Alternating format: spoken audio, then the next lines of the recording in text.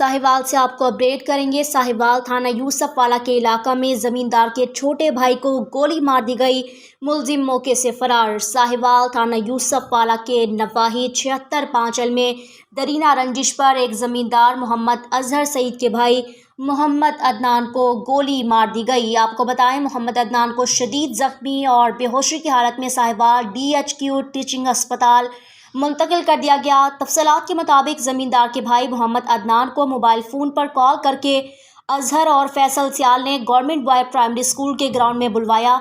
जब मोहम्मद अदनान सामने आए तो दोनों मुलजिमों ने कहा, हमारे रिश्तों में मदाखलत का मज़ा चखाते हैं, आप दरीना रंजिश नहीं छोड़ रहे, और सीधी फायरिंग कर दी। गोली लगने से मोहम्मद अदनान शदीद जख्मी होकर गिर पड़ा। जख्मी को रेस्क्यू 112 ने तशवीशनाक हालत में DHQ टीचिंग अस्पताल मुंतकिल कर दिया। पुलिस थाना यूसुफ वाला ने मोहम्मद अजहर सईद की मदियत में मुकदमा दर्ज करके तफ्तीश शुरू कर दी। मुलजिम तहाल गिरफ्तार न हो सके। कैमरा टीम के साथ अहमद हसन, डिवीज़न साहिवाल न्यूज़।